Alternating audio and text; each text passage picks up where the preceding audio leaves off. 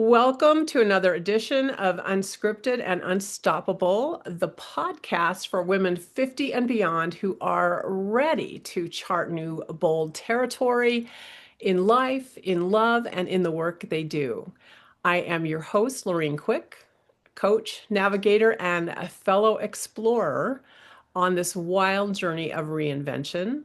Today's conversation is all about that moment when a dream starts whispering, "What if? What if?" And you decide to stop waiting for perfect timing and start creating the life that you truly, truly want. My Mm, guest, Carol Williams, knows this terrain well. She's the founder of Beacon of Light Center, a seasoned coach, and a woman who has rewritten her story again and again, from leaving a toxic marriage to building a thriving business from the ground up. Carol embodies what it means to dream it and do it, even when the road ahead is uncertain. In our conversation today, we'll talk about courage, clarity, and what it really takes to build a life and a business that reflects who you are without burning out along the way. So, wherever you are, walking your dog, sipping coffee, or just taking a breath before the next big thing in your life, settle in, my friends. This is your time to listen, reflect, and remember. It's mm, never too late to become who you were meant to be. mhm. Let's dive in. Carol, my first question to you is your journey has not been linear. You've faced Mm. failures, you've left a toxic marriage and rebuilt your life and a business. What gave you the courage to keep going when fear was loud?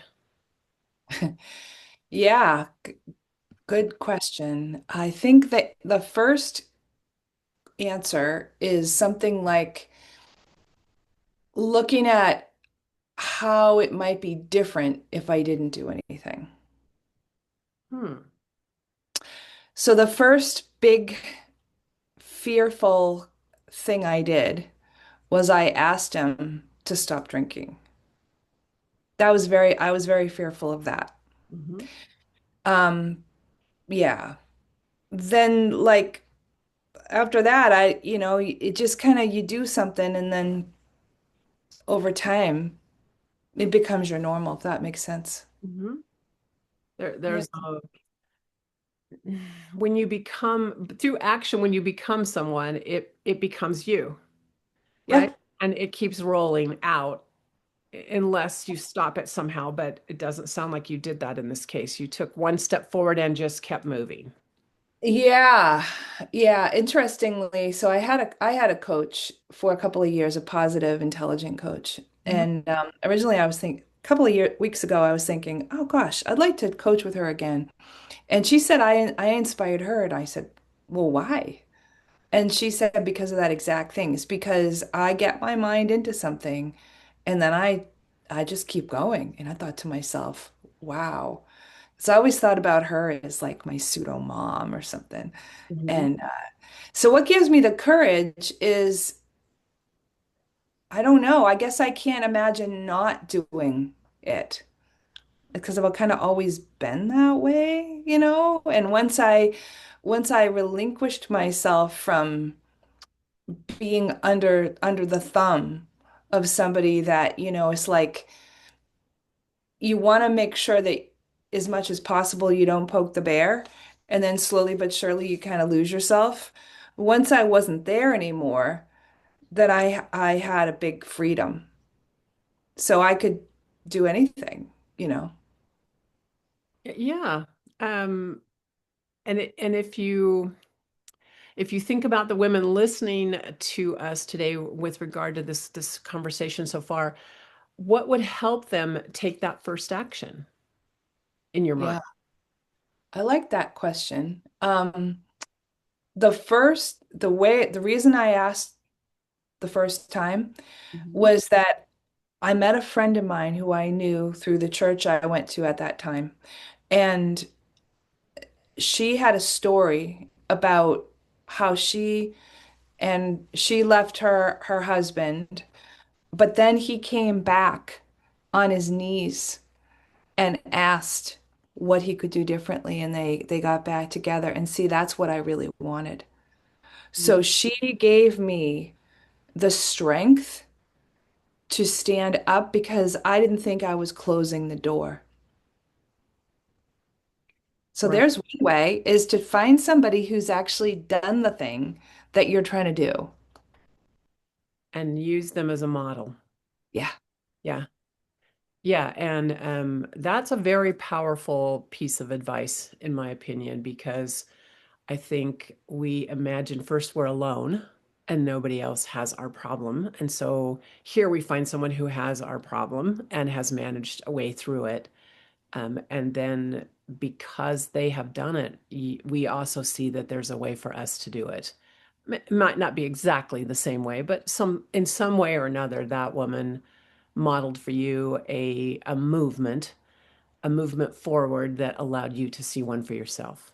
That's right. And this is bringing up some thoughts of mine, which is, as you said in the intro, I'm a seasoned coach, meaning that I've been coaching for a while. And that means that I have to go through the process partnering with my clients to, well, at first say yes at all to do the coaching so they get to where they want to go. And the biggest objection they have, Mhm. whether it's articulated or not, and most of the time it is not, is that they truly do not and cannot see themselves as what they say they want. Mhm. And so there's a way to do it. It's like just picture yourself as whomever. I Mhm. like to say, borrow my courage.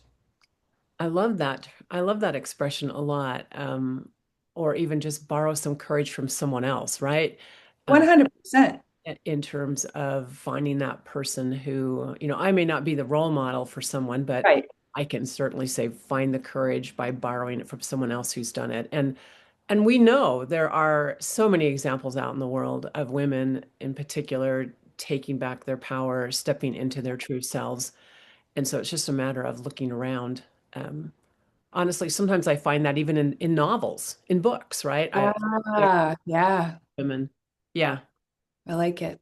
I like it too. What about the woman who says, I'm in my 60s and really it's too late. It's too late to Yeah, start anything new. I can't begin again. What sure, what would sure. you say to them? Yeah. Well, first of all, I give him permission to not begin again. Okay, don't. Let's go there. Let's not begin again. Let's see where you are and where you're headed now and feel into the future you doing the exact same thing that you're doing now.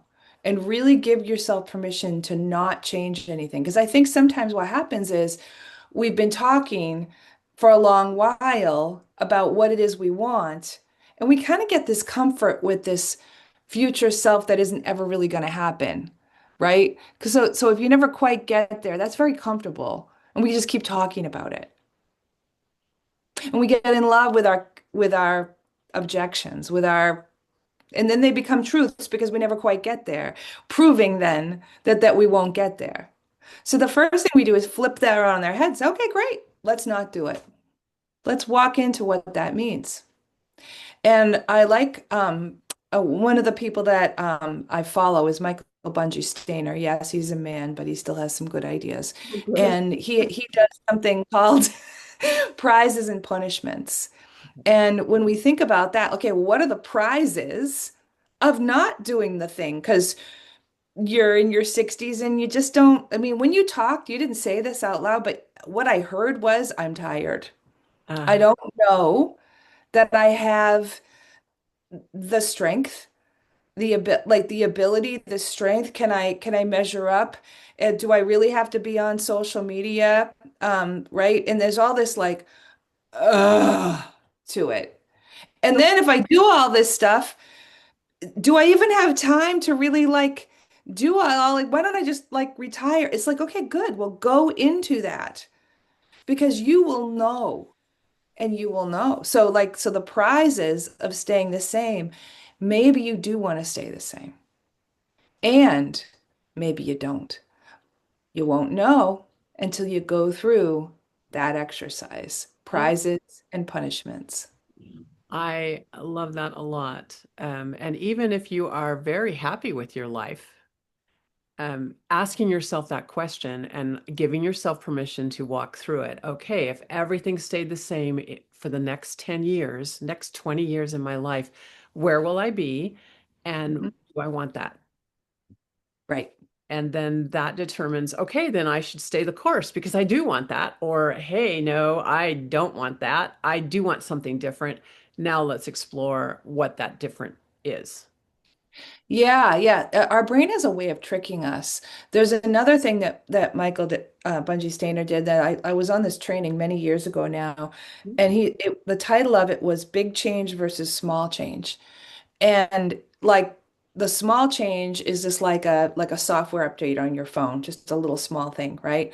The big change is like a whole redo of your operating system. And I went through that and I had like, okay, I'm going through on the notes, like, okay, what do I want to change and what do I want to change? And one of my things is big surprise, huh? I want to lose 10 pounds. Everybody wants to lose 10 pounds or more, you know? And well, not everybody, but many. Lots. Um, and so then I went through his questions and I'm like, well, heck, I don't want to lose 10 pounds. And I was like, whoo, like I had permission to stop telling myself I want to lose 10 pounds. It was so freeing. Mm-hmm. So anyway, I can see that. I can see that.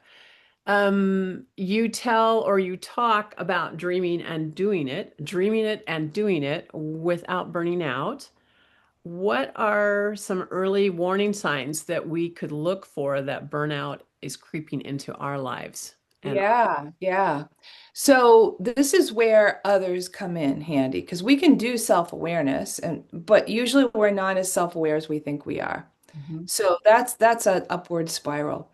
I find a best friend, a spouse, a coach, a mastermind, other people acting as mirrors are probably the best way to do it. For me, when I'm doing too much, I do things like miss appointments, forget what day it is. Um, my house is a mess. My office is a mess. Those are like the things I feel exhausted. I want to have a glass of wine at the end of the night. Those are all the signs. And in fact, a couple of years ago, I started making a list on my phone, signs I am overworking myself, you know? And I just wrote it down. I've gotten really good at listening to my body. Mhm. Like if I notice I'm not going for my walks in the day, like that would be overworking myself, leading then to burnout eventually. So it's those small things that add up. It's not like just one day you'll wake up and say, that's it, I can't get out of bed. Mhm. It's been building over time, and if you're paying attention, there Yeah, are clues that it's evolving and happening. And if you can't do that for yourself, you can ask someone else to do that by giving you some feedback, right? And yeah. I had a client, she just completed her TED Talk, which is very exciting. Mhm. TEDx, excuse me, TEDx. And I was talking about a month ago, and there's a lot to getting ready for a TEDx talk, right? So she was saying she had this webinar and she had this thing coming up and all this, and I could tell she was getting really anxious about the whole thing. And I said, so if you had it your way, what would you do? She goes, well, I'd just make this webinar sometime after the TEDx talk. And I said, okay, so what if you did that? And so we went through, sometimes what we do is we as high achievers, whomever's listening that's a high achiever, and she's a high achiever, Mhm. like we are the people that have the a big great chance of burnout because we're so hard on ourselves. You know, if we say we're going to do a webinar and then we realize later that it's probably not a good idea, it's like the self-disappointment is huge. Like, oh gosh, I'm going to have to tell my team to take all this away. Oh my gosh, I'm going to have to disappoint my audience. Oh my gosh, I'm going to miss out on whomever might come and decide to sign up for my program right there. And then what's going to happen to my cash flow? Am I going to go down the toilet? But all that is not our truth. Our truth is we don't have enough in the tank. Hmm. And we're better to do things when we do.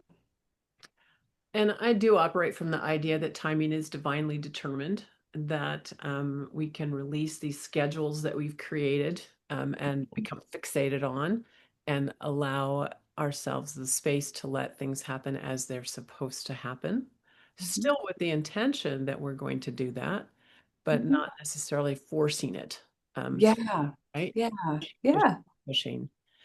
That makes me think a lot about how, it's really easy to lose track of who you are and what your purpose and your passion is in times of burnout, but just in times of the day by day life goes on, goes on, goes on, and boom, we wake up and wonder what we are doing and why we're doing it. How do Mm. you, what would you recommend for a woman looking to reconnect with her purpose? How can we stay attached to our purpose so it's really clear in our minds, in our memory, about the clarity of what we are and who we are? Yeah, I love that question. And before I start, I know people are listening that they're in their 50s or 60s, so probably they do have the bandwidth if they're listening. Mhm. Just in case anybody may have come on this and they're still in the midst of full-time job and raising kids and all the things, like just know that maybe your purpose right now is just to do exactly what you're doing right now and it's okay, right? And then as time moves on, things open up. I'm of the age that my friends are losing their parents and their kids are getting grown and flown. So that's the age where time opens up again. And so there you go, right? Now your question is, all right, cool. So now you got a little time. What do you do with it? Well, one of my favorite things is How to Ikigai. I really like that one by Tim, and I'm not going to remember his last name off the top of my head, but I use that book in my own programs, bringing people through the process that I bring them through. Ikigai, for those who don't know, it's what you love and what you're good at, Mhm. right? It's the Okinawan um, truth. We have westernized it by making a Venn diagram and adding on not only what you know, what you love and what you're good at, but what the world needs and what you can get paid for. That's not the original, you Mhm. know. So at any rate, what I'll say is do what's right for you, whether it's reading a book, if it's joining a group of friends who are doing this, if it's hiring a coach like yourself or myself or the plethora of others that are out there. Mhm. Um, there's so many ways to do it, but the main thing is to start really small and do it on the regular. Like one of my favorite practices is waking up after I do my stretches and have my morning warm drink. I do like a little coloring and I just color and let my mind kind of flow and I get the best ideas through then. That doesn't specifically say what's your purpose, but part of what your purpose is playing with what my purpose might be. You know, just allowing your mind to have some fun. I always tell my clients it's follow your joy. Yeah, Look, even in the small things. So if coloring brings us joy, then we should color. great idea. Yeah, for me, I like to write poetry, and Hmm. so I make time to do that because it puts me in a what I would consider to be a contemplative mode. Oh, yeah, I love it. And in that, I'm open. I'm Yeah. open to everything and anything that's flowing. And Yeah. the strangest things come out of all that kind of conversation with myself, right? So I think coloring must be, I'm imagining, very similar for you. It just relaxes you and opens your mind to the Yes. possibilities, right? Yeah. And yeah, I also agree with you. It does not have to be a big thing. We do not, I don't have to want to save the world, right? Right. I don't want to address child hunger throughout the planet. It can be small things that our purpose becomes. Um, And I also think there are trends and patterns in our lives that reveal some of that to us when we're able to quiet ourselves and listen to what our inner voice, our heart, our spirit is speaking, right? That right there is probably the most important thing. I asked somebody, I'm trying to remember, she's not a client who it was, but anyway, I said, so what do you think you need to do right now? What is the most important thing for you to get to where you'd like to be? She said, just to have more quiet time. And I said, great. What do you feel like might be a first step, doing it? And so, then she made, but just articulating, wow, I need more quiet time. Because she's right. All our answers are living within us, aren't they? Exactly. It's living there waiting. Oh, thank you for noticing me. Because they're just there. I've been quietly mentioning it for a while now, and I was wondering if you were ever going to hear me. Right. And sometimes people don't. And they end their lives, here on earth, and they never did quite hear it because they were too busy, probably. And And they weren't open. I think you're very right about that. And I also think out of that, there is a level of fear, Yeah. right? In our busyness, in filling up our life and our days and our weeks and our months and years, there is a little bit of a fear that operates. And so, and I must have, I assume, with all of the reinvention that you have gone through, you've dealt with that fear. Yeah. What are some strategies you could share with us about handling fear and self-doubt? Yeah. Really, the best way to deal with fear in any way is to just run right in. Okay, great. Well, I'll give you an example. Yeah. Because here's the thing, fear can cause us to do stupid stuff and not think. In fact, that's what it does. Mhm. So I remember the time where I finally started making money as a coach because instead of running around and being crazy busy, but not really making the money I needed to make, because I did that for several years. I finally made some money and I got scared. And what I got scared of was, I'm going to lose my health insurance for my kids. Like, it's a big thing when you're a single mother. Mhm. So I was so afraid of like applying. It was November because that's when you had to re-up, and I was terrified of this. So what I had to do is a lot of deep breathing, make sure the kids were out of the house. Um, I think I put on music that calmed me down. I made my favorite cup of tea, and then I said, okay, I'm going to do this application. Okay. I just went through it. But that is it. Because in the more we do these type of things, we face fear and we say, okay, you're right, you're going to get me. Here I am. And then when you come out alive, because you will, then it takes that amygdala, that fear, that deep fear, fight or flight, and says, oh darn. And what happens is like our bank of wins gets bigger. So the next time we can say, "Oh yeah, remember when I left my toxic ex with literally no furniture and I somehow made it to, you know, I still can't believe this when I say it out loud. Like to creating a six-figure business and buying the house on the lake that through my own, like I still kind of can't believe I actually did that. But I did. And and 4 years ago, I went to the bank and I have this little sign that says it's my house. I like own this house that I live in. Mhm. Like it still blows my mind. But the thing is that I had about 9 years of living here thinking that I was going to have to leave. And I said, okay, well, because I can't afford the house and she's not going to sell it to me. So I said, all right, well, what else can I do? Okay, I can buy a little plot of land. So I started looking for land. How else can I do it? I can buy a tiny house. All right, how much would I need for that? And so those are the fears, dialing into the fears and just doing them. If Hmm. you're afraid to, I hate dance. I love dancing. I hate dancing and having people watch me.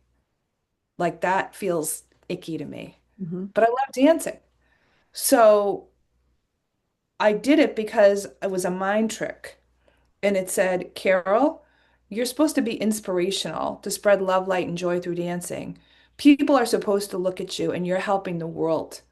So I said, okay, I hate this, but I'm gonna go ahead and do it.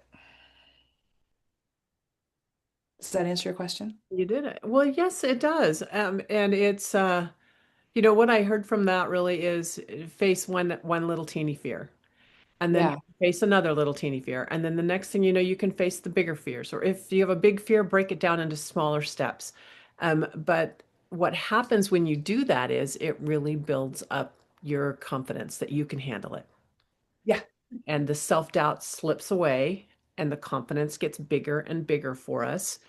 And we keep doing that. And we never forget it, right? I mean, we remind ourselves. And what you did today was remind yourself, my gosh, you thought you could never have this house. And look what you did. Look what I I still, did. If I can do that, I can do anything, right? yeah, And yeah, there is something in every woman's life who's listening right now that she can look back on that and say, if I can do that, I can do the next thing. And no doubt, no doubt, and just do it. you got it.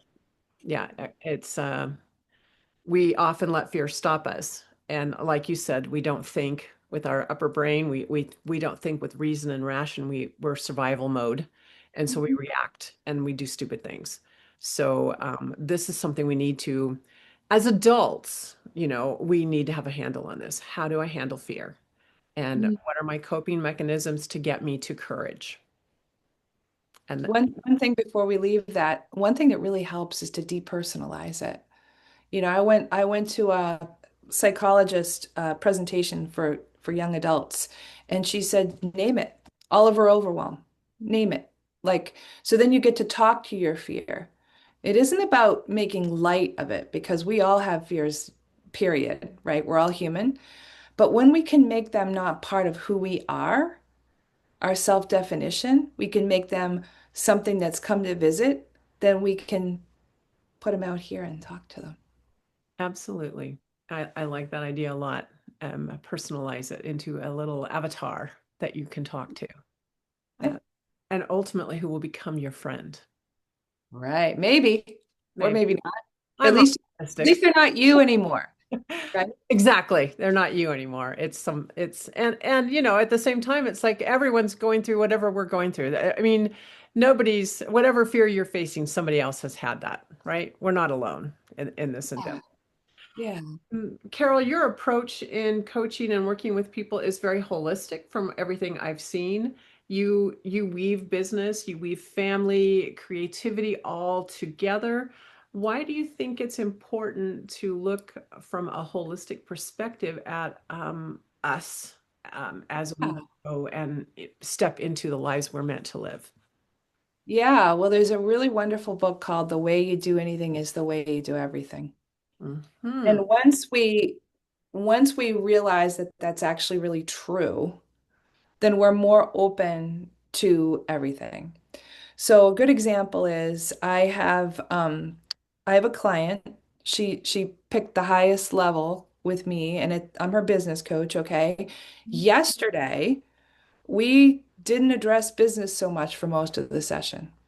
We talked about getting her back into the routine that she wants to have regarding preparing food and all the blocks that she was facing getting back into it, just unpeeling and unpeeling and unpeeling. And I've been with her for a while, Mhm. and she would have always said no to that because she just wants to just do business. But what was happening, the same way she was stuck in her meal planning, she was stuck in her business. Mhm.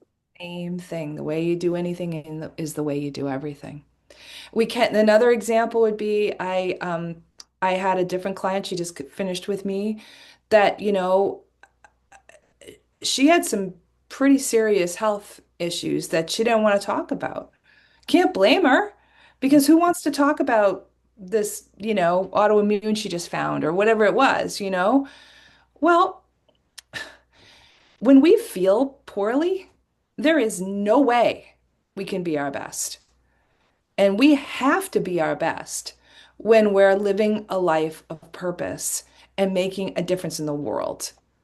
So eventually she opened up we didn't stay on it forever and ever, amen, but we just wanted to make sure that her health issues were dealt with in a way that felt good to her Mhm. versus having her feel, I think she used the word medically gaslit, you know what I mean? That kind of thing. And that's why it's so important. I do have the productivity success cake just to close this out. I created that in January of 2020. And Mhm. what it is it's because I used to be known as like a productivity guru, whatever, when I was trying to figure myself out, who am I and why am I here type of thing. And I got on that. But the cake is still good. And the cake is saying like, hey, if you want to be happy and productive and do what you want to do in your life, there are four main layers. The first layer is health. The second layer is environment. The third layer is productivity. And the fourth layer is rinse and repeat, right? Yes. That's it. So all the pieces build on each other and interact and connect. Right. Yeah. And it all sits on a platter of purpose. And that's the frosting. Oh, and then don't forget the candles. The candles are to blow out and celebrate. Because Woo-hoo. how often do we celebrate? We must celebrate every single small thing. And if there's nothing to celebrate, be grateful. It's raining. It's been raining for the last 4 days. I can't stand it. I want to go outside, but I just can't bring myself. I have a house. Be The grateful. roof is not leaking. And I know you know this because you're a coach. Of course you do that. But how often do we think about it in that way? So anyway, that's the holistic, I guess, approach that I would say I do. I like it. For a woman listening today, what is one small, brave action that she could take to stop dreaming and start doing? Small action that she could take. Hmm. Fly Lady says, shine your sink. Okay, tell me more about what that means. Okay, so Fly Lady is how I originally got into being an organizer before I became a coach. Okay. And she's Fly, FLY stands for finally loving yourself. And what she says is you can do anything in 15 minutes. Shining your sink means, guess what? You're going to have to do the dishes in the sink. And who loves to do dishes? Exactly nobody. Mhm. But when we do dishes, don't we feel better afterwards? So her way of saying it is shine your sink, and get all those dishes out of there, shine it, look at it and smile. Because it all starts with us looking at ourselves and smiling. So be So like Fly Lady. find and Shine do one thing that makes you smile. one thing that makes you smile. Do one little thing. Cool. I love that. I will not forget that actually, nor will I forget Fly Lady. So thank you for sharing that with me, and my listeners. And finally, last question I want to ask today is looking back, what would you tell your younger self about failure, reinvention, and trusting your own compass? Those are different things. Okay. Failure and reinvention, do not fear change. I have changed a lot, and I never would have thought my younger self would have changed so much, right? That's that part.